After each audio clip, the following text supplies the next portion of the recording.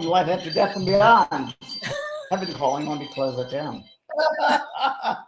And hello, Kellee. Hi, James. Hello, Kellee White. We have an incredible guest tonight, and one that's changed all of our lives. And our guest is Kellee White. Yay! She's a trauma specialist, specialist trauma therapy, and also grief counselor, life traumas, and also, of course, is astrology and mediumship, intuitive work, and really has come out with a brand new book, which we're going to talk about throughout the show, called Cracked Open, Seeing the Unseen World, right? Yes. And it's #1.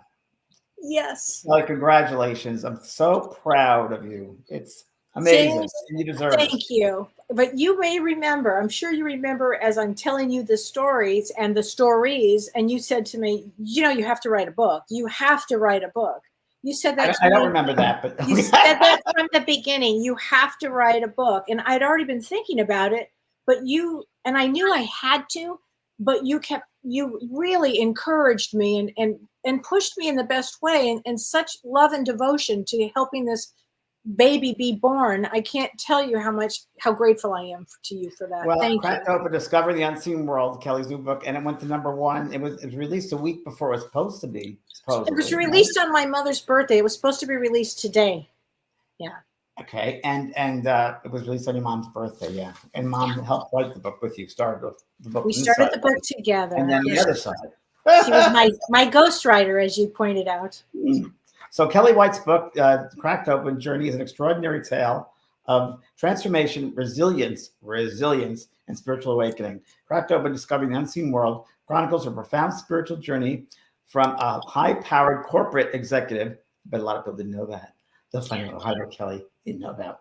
And executive to a compassionate and gifted spiritual medium. Understanding of our missions here on Earth and envisions from heaven, offering insights into how we plan our lives before we come back into this world. And it goes on. But I want to get to the stories because #1, Kellee, I met Kellee, how many years ago? 20 years ago. Years ago, it seems like yesterday. And I talked to you on the phone. I was on a cruise somewhere in Italy. You were in Italy with Brian Weiss. With Brian Weiss. And the moment I heard your voice, I said, oh, I know her. I just connected with you. And then we've just been friends ever since.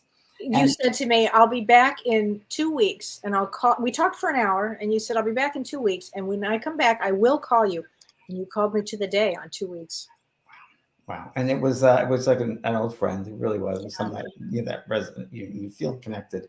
And Kellee was working as a therapist at the time. Yeah. No, not at all. No, I didn't even have, didn't go back to grad school till 2009. Right. I didn't go back to grad school for years. I was actually working as a medium at that time.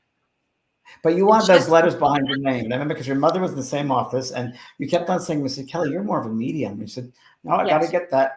I think because of Mom. I said, but you're going to be a medium. And you said that over and over to me.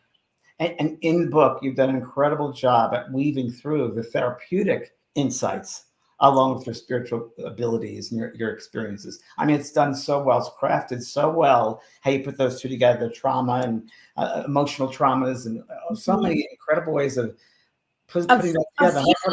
I wanted everybody to be able to see the different lenses that I use that are available to everybody. But I like to view a session with anybody through different lenses. It might be a therapy lens. It might be a mediumship lens. I don't know what lens it's going to be. Yeah. And there's so many stories in the book that I want to get to because I have 4 pages worth of things to talk to. Great. I've been waiting for this for a long time. And so when your mom was alive here, how long has she been passed over now? 3 years? She passed over in, 2018. 2018. Okay. Yeah. So she wanted to write a book with you. Yes. And so how did this all start? Well, we were going to write it together. Yeah. I don't know why I'm losing my voice over this. Not the time to lose my voice. It's like, Mom, let me talk, please.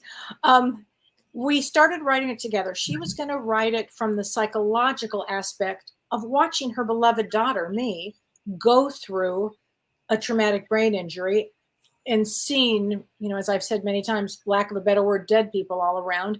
And she watched me from she was a psychologist. So she knew I wasn't schizophrenic. She also knew, without telling me, that her own father was a physical medium. Yes. So she could see me having a spiritual awakening. She didn't have the As words. her grandpa said, she has a gift. She has a gift. Yeah, exactly. Exactly. And every Sunday you used to have sessions, your grandfather, right? That afternoon sessions. Yes, With the table with his family. He was a table tipper. He could lift tables without touching them, and he was very special in the family. And from a young age, Kellee was people would say, is she normal? And your mother would say, she's normal. But it was always a strange sense of things that would happen. You'd see dead people before but your uncle Curly, was it? Yeah, Was yes. yeah. Mm-hmm. And your grandma, who didn't believe in life after death, very much, I guess, an atheist. And then She was she an died. atheist. Yeah. She died. She came over above First the bed. thing. First thing, she wouldn't leave me alone. And I kept saying, I can't sleep. And my mother said to her, tell me. I said, what do I do? My mother said, oh, tell her to leave you alone. And she did. And one of the first experiences in the book you talk a lot about, too, is when you were a young girl and you were very sick. Encephalitis, I think it was. Is that right? Encephalitis, yes. Tell us about that. Well, encephalitis is inflammation of the brain. Mm-hmm. So I was bitten by a mosquito, actually, and I was very sick. I ended up in a coma, and I ended up on the other side. Right. And because I literally was leaving my body. And as I went through this kind of like a tunnel of sorts, I was trying to push through, and I could see my aunts. I did not even have aunts at the time, but I could see them as my aunts. And they said to me, I said, oh, thank God. I was so relieved to be back on the other side in heaven. And they said to me, oh, no, you can't stay. And I said, well, I have to go. And I knew I could kind of force myself through. And they said, no, you have to stay because your mother's life will not be the same. Her what she's here to do, it won't be done. It was very, very clear. A theme throughout the book from the very beginning is responsibility. That was your kind of major soul lesson, one of your major soul lessons in this lifetime, responsibility, correct? Yes. And everybody has a life theme in life. Everybody comes in with different life themes, but mine has been responsibility. Yeah. And you talk a lot in the beginning of the book about how you planned this lifetime, your soul group and your guides, and you planned these experiences that you're going to have. And it wasn't going to be a easy life. It was going to be an up and down kind of crazy life, which is what you've had. Oh, yeah. Yeah. No, we plan before we come in. We plan our life. And I mean, even we plan, James, that you and I are going to meet. We know this, and that's why the soul recognition. But I planned a lot in this lifetime, and I really know, and I remember planning. I remember the planning experience. I remember certain things that were going to happen, and for my own growth, for the growth of my soul. At the beginning of the book, I mean, it's so well done and it's so well paced and written because you go through the story like you're sitting having a conversation with you from the very beginning of your experience, and you bring it all the way through. And I mean, you have had some life. Another major, I guess you'd say, theme is would it be abuse? Would it be? Yeah, I learned a lot about abuse. I had a lot of abuse from lots of experiences of abuse. So it's interesting because, again, one of the lenses that I use when I work with people, James, is I look for abuse because I understand it. They don't have to say a word. I understand it. I see it. I got it. And I know that was why I had as much abuse as I had in this life. I know it was to further my growth and understand forgiveness, understand compassion for what I've gone through. I had to understand a lot in this lifetime in order to help people, in order for me to grow. That's right. And then, Kellee, after you were ill with that encephalitis, I want you to tell a story about the amazing story. This is the first one I said, is this real? About your dad when you were 3 years old, or you were a toddler? I was 3 years old. And tell everybody about that. So, your dad was a jazz musician. My father was a well-known jazz musician. And when I was 3 years old, my mother was busy teaching high school. She was out teaching, and my dad was supposed to be watching me. And he didn't watch me. Instead, he overdosed on heroin. So he overdosed on heroin, and I was 3 years old. Outside of your house, out in the outside of the house, in the front of the house. And I went to see him, and he was there. And I ran over to the neighbors, and the neighbors called the police, and they stamped DOA on his forehead, dead on arrival. And he actually survived. He had many, many lives in this lifetime, But the experience of the trauma of that, I feel, because it was right after that, James, that I got encephalitis. Wow. So I think that my whole system went into shock, because it's a very scary thing, as you can imagine, for anybody to have that experience, but a 3-year-old. So it really left me really hard to me to be around anybody that's done drugs. It's hard for me to do it. And not to mention, you're such a sensitive, you're an empath. Yes. You're picking up all this stuff left and right. And growing up, your mother knew you were an empath. She knew you were sensitive. She always knew that. You, right? She tried protecting as best as she could. The best that she could. Yes. Yeah, she did. Wow. Yeah. And then, so the first thing was really your journey, I guess, would be around having a boyfriend, because the book is the guys that you met, the different relationships that you had, and you definitely had to learn stuff from relationships, that's for sure. Oh, you betcha. Like we all have. I mean, in therapy, we say we learn the most through relationships, and I had my share. I certainly did. And if there were the worst men in the room and there was one good guy, or one bad guy and all the rest were good, I would go for the bad guy. So I learned a lot about who to pick now. I understand about abuse, and yeah, I learned a lot. And addiction and abuse, yeah. And really interesting. You had a great experience. You always felt there was a reason for you being here in the book. You talk about that. Yeah. I always knew that, James. I always had a strong energy about why I was here. Yeah. Mm-hmm. And even though some of the stories were really rough to go through, I knew I had to get through them. And that was that resilience piece. And you also talk about spiritual awakening. And could you explain what you mean by spiritual awakening? Because that's a big part of the book too, that everybody has a spiritual awakening in their own way.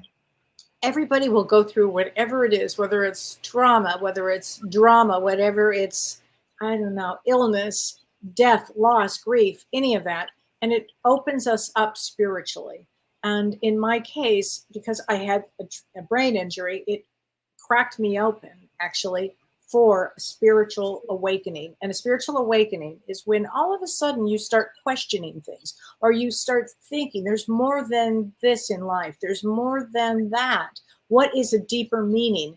And it may start with somebody seeing the numbers. You know, people see 111 or 222. And why is that happening? It's just little things can wake us up. And in my case, I had a very fast spiritual awakening, but it lasted for many years.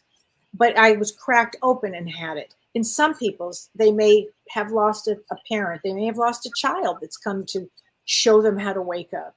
It's a lot of reasons people wake up. But spiritual awakening is a real big time in somebody's life, because you can't go back. You can't go back. Once you start to have an awakening, you can't pretend you didn't hear that or feel that, or, you start to wake up. As you said to me many times, once you see something, you can't unsee it. You can't unsee it. Yeah. I tried, James, to go back into my old life. I wanted my old life back so badly. And every door had disappeared. It wasn't even shut. They had disappeared. Well, there's a couple of times in the book. I mean, some stories are just outrageously incredible. When you were, let's see, was it when you were going to be a chef? Your passion, you thought, I want to go cooking, right? Mm-hmm. That's when you were working at a restaurant. It shows you things, the intelligence of the spirit world makes things happen. And you were working, I don't know if you were a sous chef or just in the kitchen. I was an executive chef. Executive chef. But also, I guess one of the chefs cut themselves. Yeah, well, what happened, that story, that was even, every story in my life has been strange. I didn't know which one you were going to, but that one, no, I was a cocktail waitress. That's what it was. I was a cocktail waitress. I was just going through, I just gone through college. And and then one of the chefs, executive chef, I think, cut his hand up really badly. And they said, is there anybody that can come and cook? And they looked at me, can you come and cook? And I go, as a matter of fact, I can. Because you always had a passion for cooking. I did. And then I went in there, and that started me down a whole road of being a chef and going into the food business and everything that I had done before my awakening. Yeah, it really put me on a road. And you went to France to study. I graduated from La Varenne in Paris, culinary school, and I loved it. I was one of the only women at the time, and I was pregnant at the time I went to culinary school. I mean, that's how determined I was. Amazing. Yeah, nothing stops me. If I have an idea, I just keep going and going. Kellee, you're one of the strongest people I know. I mean, the resilience, and in the book, the resilience that you go through these things. And I'm just going to skip around a little bit because it's not in the same order, but you're working in the corporate world. I think with you, there was always a sense of balance, right? I've got to do corporate, but I got to do the spiritual, but I'm not really sure. Corporate, being that Virgo, I have the corporate. And I think you wanted approval from different people, your mom or your family, whatever, but you felt driven, right? You felt, and so I was really driven. Well, the corporate world was really interesting because it's the mundane world. It's, you know, really very little to do with the spiritual world. And in the mundane world, I had finally made it, like through all of the abuse I had gone through and all of the things I had suffered and all the traumas, I finally made it to a place where I was making a lot of money, where I lived at the beach, where my daughter and I were free. We could do anything we wanted to do. I was loving my life, but corporate world will suck the soul out of you. I mean, it was a tough way to go. And you went through abuse there too from these coworkers. They were all men. They were all men. Please, I went through so much. I mean, it's unbelievable, and I didn't even put all of it in because it's just too much. But I learned an awful lot. But then I had the head injury, which was, you know, took me to another dimension.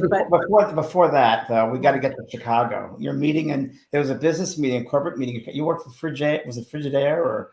Oh, no. I worked for a large corporation. And there was a business meeting you had in Chicago. Remember that? I do. I had a meeting. You got to tell everybody about that experience. Okay. So you're talking about the 9/11 experience? No. The driver. You're in the car. Oh, that one. Oh my God. Yeah. I had so many that I can't remember. That was a big one. I was in a car in a business meeting, and there were 4 of us in the car. There was a driver. All men. You're the only woman. All men. And the driver, and then a friend in front, and then I was sitting in the back with another fellow, and we were driving to a business meeting, a big meeting actually. And the man who was driving, now this is in Chicago with lots of traffic on the expressway. I mean, all of a sudden the car starts going from say 50 miles an hour to 90 and 100 miles an hour. And we were sitting in the back seat and we're like, what's happening here? I mean, the car went whoop like this and just started taking off. Well, the man who was driving was narcoleptic and had a narcoleptic seizure, and he's driving and the car is going almost 100 miles an hour. Why we weren't killed, I have no idea. I mean, I can explain it now, but at the time you're sitting, I'm thinking, oh my God, my daughter, am I ever going to see my daughter? And the guy in the front and the other man in the back somehow grabbed him, pushed him to grab the wheel and put his foot off the brake or and pulled us over to the side of the road. And it was really terrifying, but we survived. I survived that one. It was unbelievable. You survived many, and there are many stories of like that one that are just otherworldly. I mean, another one which really made an impact on me, which made an impact on you, obviously, when you were, was it Craig you were dating, and you were looking and doing well. Your mother bought a house in Beverly Hills. Your mom bought a house. And Holly was a baby, a toddler, I guess, or 2 years old. And you're looking at the house. You went upstairs, right? Tell everyone about that experience. Yeah, I think the most challenging and the hardest experience I ever had, or I will ever have, is, and I really want to caution people when I say this, and you'll have to read about this in the book. But I had the most trauma, aside from the death of a child, that somebody could have. And my daughter was 18 months old, and my mother was going to be watching her for me. It was the first time I was actually going away, period. First time I was leaving my daughter at 18 months alone, because I'd been that kind of mother. I was always with. And my daughter. Always being responsible, Kellee White. Very responsible. Yeah. And so my daughter was, again, 18 months. And I thought, well, I have to let her have some, I can't be hovering over her at all times. And yet my instinct was to hover over her at all times. And so she walked over to the window. My mother had just bought this house. She had just bought the house and had been there less than a week. And my daughter walked. Third floor? It was the third. We were on the third floor. Third floor. And of the house, a large house. And my daughter walked up to the window of my mother's bedroom, and like this, and then pushed it and fell out of the window in front of me. And she fell 3 stories. And it was as traumatic as, however, I'm not making it right now. It's extremely traumatic. That's when I called. Is that Kelly? Yeah. I was Yeah. like, And she survived. She survived, everybody. She survived. But not only did she survive, they said there was not a touch. There on wasn't her, a scratch on her. There was nothing. And you could see in the story I tell about what the trauma did to me, and because that kind of trauma, it's hard. I still cry over it to this day because it was just so traumatic in front of me. It changed all of our lives. Yeah. And my family didn't talk about it. We did not talk about it. Really? So this was in 1986. You know, the trauma is a big buzzword now. Sure. We didn't talk about traumas in 1986. Not really. I mean, it wasn't years later when I had my head injury that I had to deal with this, with the trauma of the near-death experience with her, of her almost dying in front of me. And it was really I think you put it beautifully in the book where you talk about the angels softly guided her down. The angels carried her down. My mother was smart enough to know, she didn't know what to do. So she sent me to, somebody had told her about a medium in Malibu. Malibu. And Eknard. Yeah. Yes. Channeled Annie Besant. Yes. I read the book. Yes. And so I went to see this woman. I'd never been to a medium. It was almost out of my ordinary, really, and but I went to see her, and she said to me, when I sat down, she said, I want to tell you something. She said, all the angels are telling me they carried your daughter down. They all lifted her up and carried her down. And that was the first time I got any relief from this experience. And then later I got more relief from it in a way, again, that I would have never imagined through a therapist that I had seen over the accident. The intelligence of that world and how they guide us every day. It's just, we take it for granted, I think, a lot of humans. And it's just, they have their fingers in everything. I mean, they really do. We're never alone. We really that's one of the things I could tell people. I can assure you, you might think you're alone. You are not. That's a joke. You are not alone. It's not possible. And another thing, insight that people may not know about Kellee White is I call Kellee White the original fire starter because that's what she used to do. In that, when she'd be upset or an argument, things start flying around the house. Tell us about that, won't you? Well, again, mayonnaise jars and Oh yeah, it was after and there's a lot of supernatural stuff that's packed into this book. Yeah, but after my head injury, and this energy is just like coursing through my body, and I couldn't control it. It was outside of me. You know, James, when that energy comes in, and this was Kundalini energy, so it was like, and if I were upset, if I was upset at somebody, they would know it, because all of a sudden the lights from the ceiling would catch on fire. The glasses would shake and break. The television sets would come unplugged and broken. I went through 7 computers. My mother finally said, you can't stay here anymore. It's too much for me. Kellee, we can't handle this. And your daughter Holiday said, Mama, please cut it out. I have to have friends. Oh my God. No. One day Holiday was there with her best friend, Shannon, who I was like a mother to, who I just love Shannon. The 3 of us were having lunch, and the refrigerator just opened itself up, and a mayonnaise jar just went out and started shaking. And Holiday said, and then dropped to the floor. And Holiday said, I'm done. I can't do this, Mom. I can't do this. Yeah. It was pretty rough. And another great one, which is a classic story of Kellee White, is when you were, one of the first stories you told me before the book even, was when you went to Orange County to see someone speak. I did. A well-known spiritual person, I'm not going to name names, and tell us about that experience. Yeah, that was such a large Kellee White. She's up. Yeah. Right. That was a big experience. Basically, my mother didn't know what to do with me because I had energy coursing through my body. I was in a very I don't even know how to explain the state I was in, because I was halfway living on the other side and halfway living here. And which, by the way, if you do that for very long, you will get burned out. I mean, it's really impossible to do. But I was doing that. And so I found somebody was having this angel kind of, what do you call it? Like a class. Yeah, like a workshop. And so I was in Orange County, and I was staying with my mother in Beverly Hills. So for people that don't know, it's like, a good 2-hour drive, right? Hour and a half with traffic. How old were you at this time? About in your 30s? Oh, no, I was 42, 40s? 43, Okay. maybe even 44 this time. No, because I was about 42, 43. And so what happened is I go drive out to this angel workshop, and the woman that was talking, the people that were up there talking, she was saying all the wrong things, and everything she was saying, it was getting me more upset and more upset. And she was doing readings for people in the audience and telling them absolutely the wrong things. Absolutely. I mean, it was, Kellee, it was so because I was halfway on the other side and halfway here. So I knew, because I was also a psychic, and I was a real medium, and I was looking at this going, everything she's saying is going to cause harm to these people. And I was so beside myself with her and the group that was there.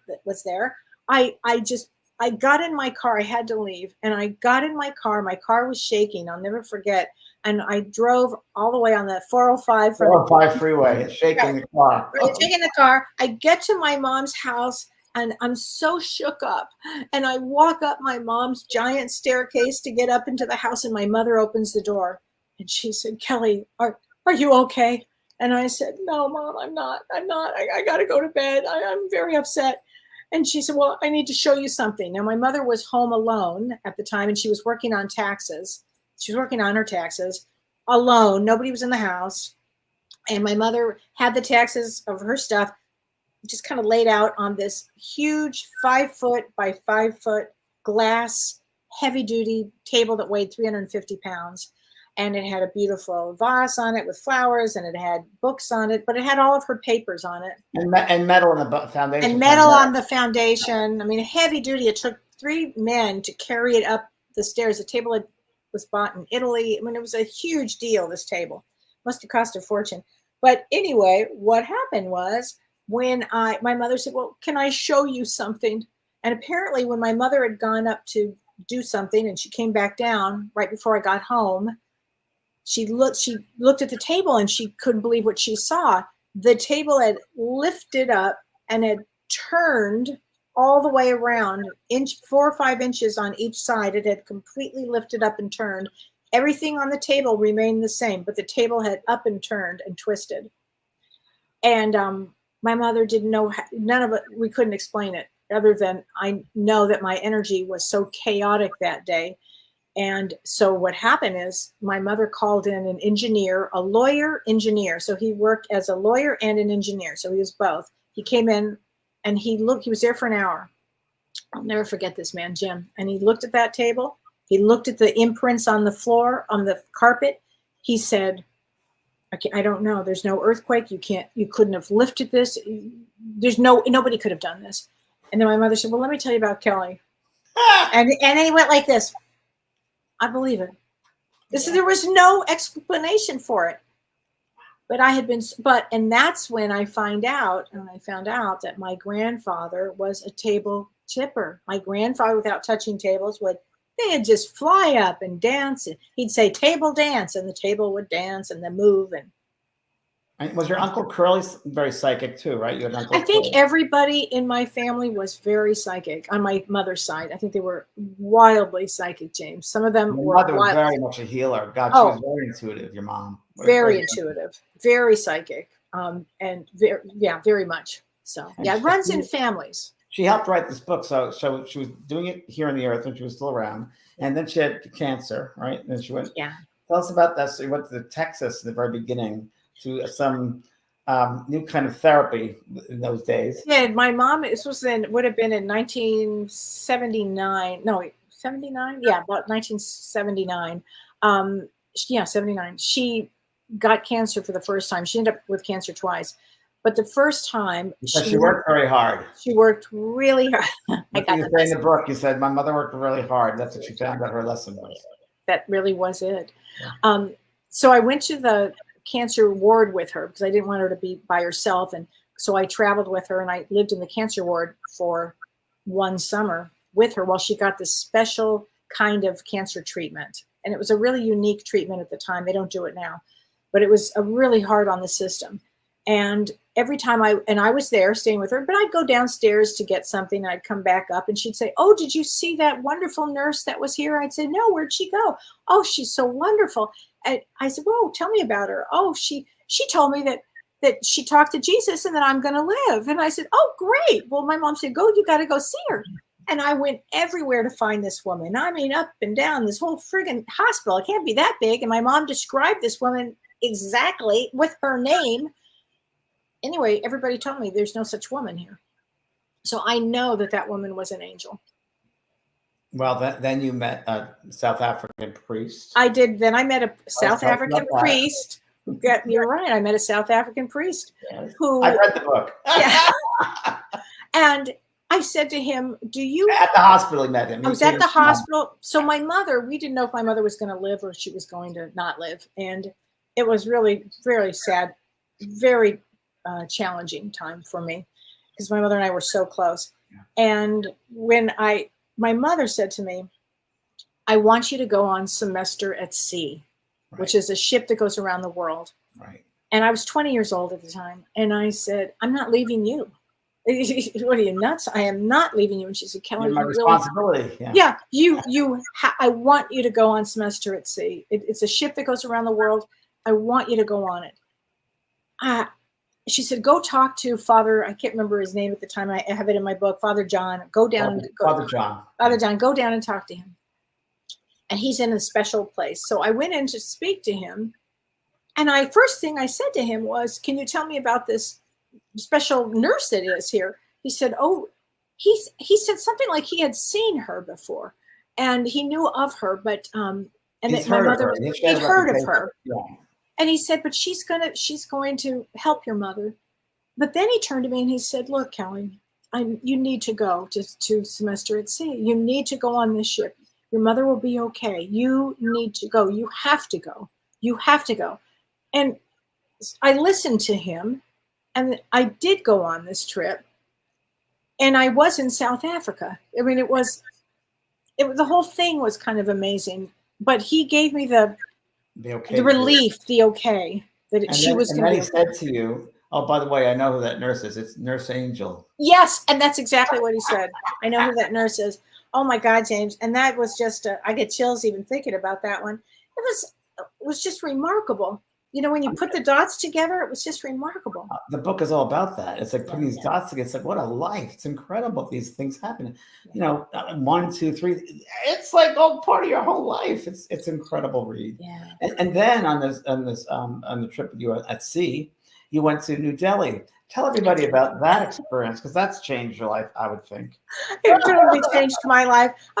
I just turned 21 years old, and I decided when I went to India, I wanted to be by myself because I just felt this kind of energetic thing about that I needed to experience the world by myself. And so I went to India. I was in India on semester at sea, and I got into a cab and I said, I'd like to go to, one of the temples. And they took me to one of the temples.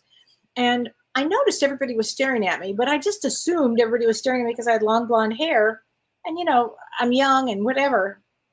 And when I got there, this man comes up to me and he said, hello, may I please read your thumb?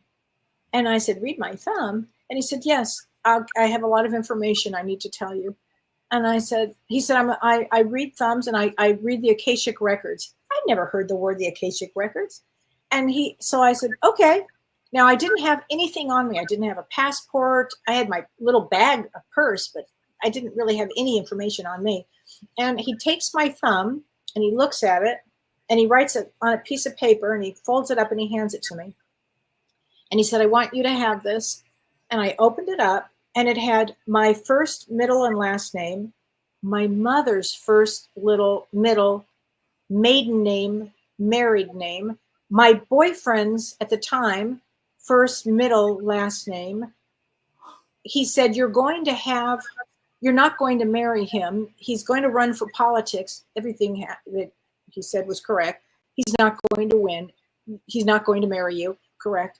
I was like, what else is he going to say? You are going to have a daughter. And then he said, you are here to be a medium. you may choose it or you may not in this lifetime. The choice, the free will choice is up to you, but this will happen. I mean, I was just blown away by it. What did you think of this man saying? I had a feeling it meant something. And I thought it went inside of me, you know, when something resonates. Mm-hmm. But again, I was barely 21 with a whole life in front of me.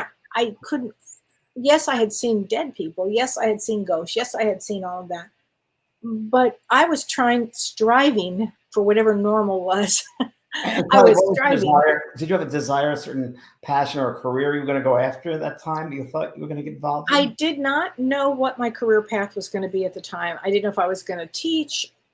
In some part of me thought I was just going to get married and have children. I mean, remember it was late 70s, and I didn't know what I was going to do with my life, really. So when he said that, I was always interested in astrology. But then later I went to see my first Vedic astrologer, Chakrapani, and he said to me, "Oh, you're here to do this work." I mean, it was like just months after seeing this man. Oh, okay. But it's still, James, in my mind, I still had other things to do, which was I had to be normal. I had to get a job. I had to, you know, whatever it was. Well, that's what I was going to ask you. Do you think at that time did you ever question, am I normal? Am I losing my mind? Did you ever have that sort of a... I always knew I was different. Okay. And I think that people that knew me when I was younger would say I was different. My mother used to say, if Kellee said to me, don't get on that plane, I wouldn't get on the plane. Right. Speaking of plane, let me just throw this one at you because there's, again, the book Cracked Open. It's really cracked full of a lot of stories, Kellee's life experiences. One amazing one, if I could, I think it was Craig you were dating at the time. It was someone who was horrendous to you. And there was going to be a flight you're going to. Yeah. And what year was that again? And can you tell us? This would have been in 2000 something, right? No, this would have been 1998, 99. Wait, I have to think. Oh no, gosh, no, James, no. This was 2001. Yeah. It was after my head injury. It was 2001. I remember it was in 2000s, right?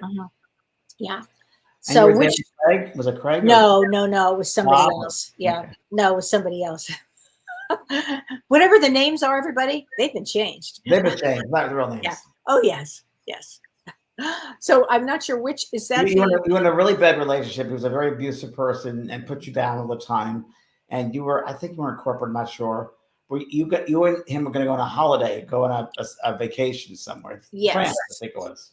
We were going to go to Europe, and we were taking our kids. We each had children and a daughter, and we were going to go to France. And he never believed in you. He thought he didn't believe in any of this. This was you were crazy. Yeah. None of this, because this was again after he knew me before my head injury, and then this was after the head injury. So he didn't believe any of this. He didn't like any of this, but I had a vision. So in those days, I would start seeing visions. I mean, I would just see things happening, and I saw a vision. We were supposed to leave on July 4th, and out of LAX. And I saw a vision of a shooter at LAX. And I saw it, and I saw where it was going to happen. And I picked the phone up to call him, and I said, we cannot leave on that day. There's going to be a shooting at LAX at this time. I cannot do it. And he was like, we're going. I don't know what you're talking about. And I said, I'm not going. If you want to take your daughter, go for it. I am not putting myself in that arena at that time. I'm not. And sure enough, he did back down, and he said, well, then what are we going to do? And we ended up going on a cruise, which also was like a cruise into hell. And being together was like hell. And so, but there was a big shooting at LAX at that time. Exactly the time I said, everything. I think it was like 1 or 2 o'clock in the afternoon. Yeah, it was like 10 in the morning, 10:30 in the morning. Yeah. And was it Air France? Was it right next to it? Was El Al. El Al, that's right. Yeah, and it was where you were going to be. Right next to Air France, right there. So it would have been not a good thing for any of us. It was an awful thing, period. And then when I said to him, look, this just happened. Hello. He didn't care. Wow. Yeah. It is amazing. So, Kellee, you heard, obviously, Peter Hurkos was a very well-known psychic who was a house painter. And he fell off a ladder and cracked his head. And ever since that moment, he was extremely psychic. And I've seen him, when he was alive. I saw him do his thing. And he would just walk into a room and people throw objects on a table. And he would just walk into a room and he would know who belonged to it, pick it up, he'd tell you everything about them. So Wow. you kind of cracked open and kind of not off a ladder, but tell us about your brain injury. Yes. So, and I do, when you told me about Peter, I looked him up and I was just mesmerized by his story as well. So thank you. The hemisphere of the brain, like the psychic faculties. Yes. So for me, I was getting into my car in the year 2000. I was getting into my car. I had just come back from Hong Kong. I traveled all over the world, Hong Kong and Europe. I was very tired. I was exhausted. And as I was I promised Holiday that I would take her to see Sting at the Greek Theater. And so I was getting into my car. I didn't clear the door, if you will. And as I opened the door and I got in, I smashed my frontal lobe. And cars don't move, for the record, but brains shake. And I felt a whoosh in my brain, and I felt hot something, water or hot blood, go right through my brain. And in my mind, I was I was a single mother. I didn't have time for something to even think that I had a brain injury. And if a brain doesn't open up, it's the worst kind of head injury because it goes inside. And so my brain injury stayed inside. And you just got in the car and drove? I mean, did you stop? I got in the car because, James, I don't apparently stop. And I went in the car and I drove us to the Greek Theater. We saw Sting, and coming home, I started to come unglued. And my poor daughter, who was 15 at the time, had to drive us home from the Greek Theater to Long Beach. That's a long way for a 15-year-old to drive. It was a pretty rough thing. And I was just, I was hysterical and I was raging. And that was how, well, we didn't know it at the time. I didn't know for a full year that I'd had a brain injury. Yeah, so I was going to ask you, so how you lived, did your head hurt you? Did you? I had a head that ached. So I never had a headache. I had a head that ached. And did you go to a doctor or no?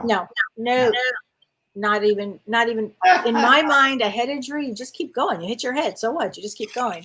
And this is the same injury that Natasha Richardson had, and she died within 17 hours. And I was told by all the doctors and the teams that I saw that I should have died within only 3% survived. I should have died. Bleeding. It was a bleeding. It was a bleeding. I bled for a year and a half internally. Can you imagine that? So what made you finally go to a doctor, Kellee? What made me go to the doctor was... Were you in Tahiti? No, it was long after that. It was literally a year and a half after I had my injury. Because my injury was on August 10th of 2000, August 10th, 2000. And I didn't go to a doctor until October of 2001. So it was several months, year and several months after that. But I did go. So what made me go is, and that's part of the story, is that you have to understand, everybody, that my father was Jewish and my mother was Southern Baptist. So I had no religion, none. They just cross each other out, which is the good news for me, because I didn't have to go through that. But what happened was I couldn't get out of bed anymore, James. I couldn't work. I couldn't get out of bed. I was in terrible, terrible shape, not knowing what was happening to me. And I looked up and I saw floating over me, I saw Jesus floating over me. And I will tell you this, he exists. And he had this big smile and nothing but love and compassion and big smile. And he took this kind of like smelling salt kind of a thing, and he put it in front of my nose, and it smelled like incense, like myrrh, like something like frankincense and a myrrh. And I looked at him and I asked him to do it again, and he put it there, he big smile. And then he did this, and then he said to go to sleep. So I went right back to sleep. And then the next day, I felt a hand under my ass that said, I heard a voice and a hand under my ass that said, get up and call Dr. So-and-so now. And it was like the voice of God. I never heard a voice like that before. And I got into it. I Well, said, and you called them up and they didn't have an opening. well, I said to this voice, I can't get in. You know, this is LA. I can't get in to see him. It's going to take weeks to get in. And they said, go see him today. You're going to see him today. And I was like, okay, voice. All right. So I picked up, I was like, okay, God. So I called and they said to me, oh, no, Kellee, we can't see you. I said, but I had a head injury and I need to see him today. I couldn't say, God told me I'm going to see him today. And they said, oh, no, I'm sorry, you can't get in, but in 2 weeks, we'll see you in 2 weeks. And I said, but I have to go in there today. And they said, well, that's just not going to happen. And I said, look, he's going to have a cancellation. And when he does, take my number, call me. And then she's like, okay, but that's just not going to happen. And then I hang up the phone and I heard the same voice say, wash your hair, go take a shower, have something to eat, get gas, and drive. Because you know how far Thousand Oaks is? His office was in Thousand Oaks from Long Beach. That's a 2-hour drive with no traffic. And at 5 minutes to 2, when I got there, so I did everything that God told me to do. When I got at 5 minutes to 2, I got the call from that doctor, and they said, he can see you in 5 minutes. And you were already on your way. You were almost I'll be there in 5 minutes. Wow. Yeah. So I really do listen to these messages. I listen throughout the whole book. And have you noticed from that beginning start that how can I put this to you? Your abilities have gotten stronger, stay the same, changed? What happened is initially they're just, it's what Anita Marjani said to us at the time. You can imagine you're in a warehouse and you just have a little tiny flashlight, and then all of a sudden all the floodlights go on. So for me, everything was the floodlight. I had to learn to get to understand how to use the mediumship, and that's where you came in, James. You really said, no, this is how you do it, this is how it works. And I also had gone through, there's a lot of points in my book of different people that came up at different times to help me, but you're the one that said, this is how you do this. I mean, you really got me focused on the mediumship piece instead of it's so easy because here I can see everything. You have to learn to do it through your third eye. You really have to learn how to do it. There's a whole technique on how you learn mediumship. You can't be free willy out there with this. You just can't be. No spiritual bypasses. No spiritual bypasses. I mean, mediums have said to me, oh, I wish that I could just see like that. No, you don't. You will burn out, and then people will think you're crazy. And it's just too much. It's too much for a system. That's right. Your body can't naturally. Yeah. It has to unfold naturally. Yeah. Yeah. I mean, and part of the book, a lot of the book, which is great, again, weaved in with the therapeutic aspects as well. You talk a lot about ADHD, ADD. Can you go into that? I was diagnosed at 40 with ADD and attention deficit disorder. A lot of women don't have the hyperactivity. They kind of are more creative inside, like think like that. They kind of daydream. And I had that. But what happened is that because I was diagnosed at 40 years old through a brain exam, through an EEG on my brain, I had an EEG. The same doctor who did it when I was 40, when I was 43, he looked at my EEG when I finally got in it that day, and he looked and he compared the two, and he picked up the phone and he called my mother in front of me and he said, we need to get her to UCLA right now. We have a situation. So my brain totally changed. But as far as the ADD goes, I can work as a therapist. I work really well with ADD people, really well. And I work well with ADHD people. And you work really well with trauma people as well. That's a major specialty of yours. Major specialty, because I understand trauma from the get-go. I understand trauma. So I really like to help people with trauma.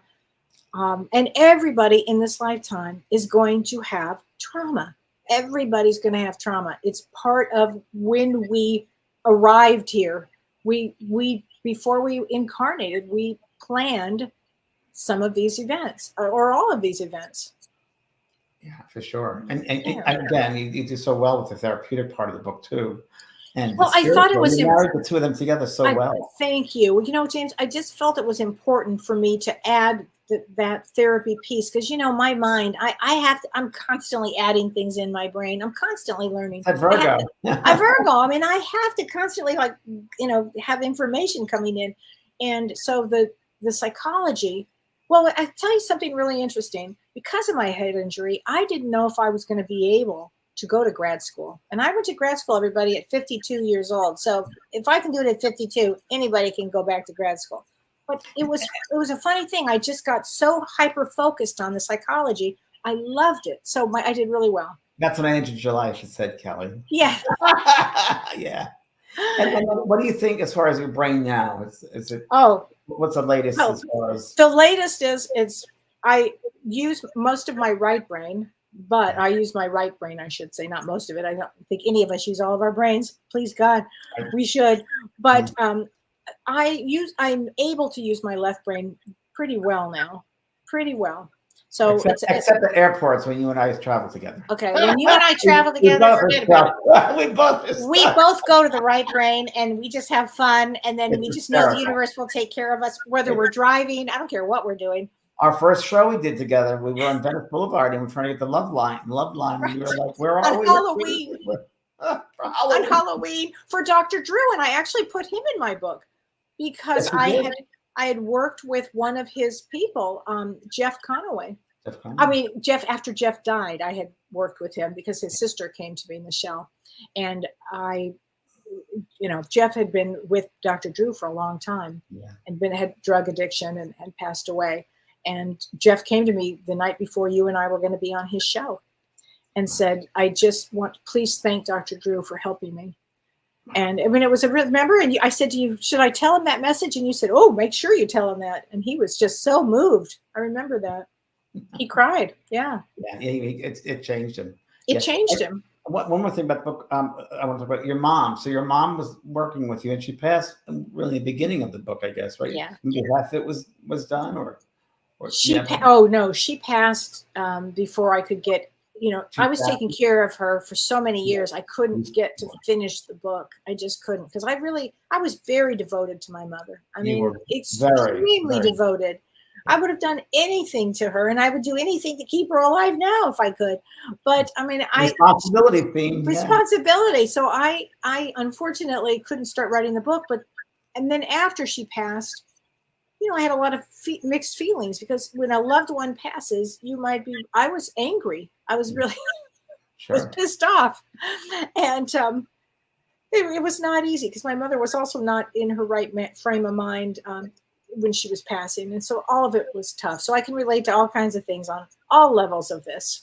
And the book, I want to say it glitters, even the cover just glitters. And your mother kind of wrote it from the other side point of view as well. There you go. It does glitter. There we go. There it is. It glitters. It is. Thank you. Oh, my mom helped. She would come to you. In fact, when my mother passed, it was 11:30 at night. You were on an airplane. Airplane from New York to LA. Yeah. And you called me and said, your mother passed. I said, she did. Like 5 minutes. And then you said to me, she said, I tell her I'm not dead. Because my mother had feared Why are you crying? I'm not dead. She kept on saying. I'm not dead. Lou, God bless her. She was amazing. Kellee, what do you hope people get out of your incredible book? Oh, thank you, James. I hope that they can relate to the stories from their own life stories. I want them to understand that never give up. Keep learning. Set boundaries for people. Boundaries are going to be so important. I want people to know that the other side exists. I want people to never let anything hold them back. And I don't care what kind of situation you're in, figure out how to get out of it. If it's a bad situation, figure it out. If you take the time, and things sometimes take time, things do change in life. And I can tell you that there were times where I didn't know if I was going to make it in many of these events, but I did. I just kept going, moving forward. And that's what I want everybody to do and relate to the stories, especially people that are having a spiritual awakening, because this is about my spiritual awakening. A lot of people will be able to relate. A lot of people are going to be able to relate this book. So we're honored that you've touched millions of lives, Kellee, and really sharing your story, because it will help so many people. And they're not going to feel alone. They're not going to feel abnormal. They're going to feel, oh, this is me too. I can relate to this. Well, and that was the whole thing, James. I want people to relate to that. And I tell it in a way that some people have said that it sounds like I'm having a private dialogue with them or a personal dialogue with them. And I think that's a wonderful, I love that. I really appreciate that, everybody. Sitting right here speaking, you can hear your voice for sure. Yeah. So, and James, I want to thank you. You really not just encouraged me, you did everything you could to help move this on and move this forward. And I really feel like we had a baby here together. It was a lot of responsibility, but you really, gosh, James, you're the best. And I can't thank you enough. It's an important book. It's a real important book that gets out there. So people should read. So, and so our responsibility and resilience. And resilience. Resilience, everybody. And Kellee is you're having this Thursday, Ask Me Anything. I'll be on my show this Thursday, Ask Me Anything, and then and I'll be back with you again next week. And I'm going to be speaking. I have some speaking engagement on November 1st, 2nd, and 3rd with Jen Weigel. I'm going to be at All Souls Weekend. And you have what, Mediumship 2 coming up? Mediumship 2 is coming up soon. Yeah, but next week you launch that Mediumship 2. Which anybody, if you're thinking about taking Mediumship 2, James is the teacher. Please, please, I can tell you from personal experience, take it. Yes, it's a good one. Thank you. Yes, love you, Kenny. Thank you. I love you. Thank you so much, James. Discovering the Unseen World. Order it now. Oh, we have one more surprise to say. I got one more surprise. Can I tell them about our friend? Yes. Okay, I can. Okay. It was just announced that, or it's not been announced yet, but it will be, that Greg Braden, who was on our show last week, is going to feature my book which is so great, to his followers for his October book. So it will come out October 1st on Greg Braden's newsletter that goes out. That's great. Yay! Good one. It'll change the world. Thank you. Thanks, Kellee. Thanks, everybody. We'll see you next week. Thanks, everybody. Thanks, Ryan.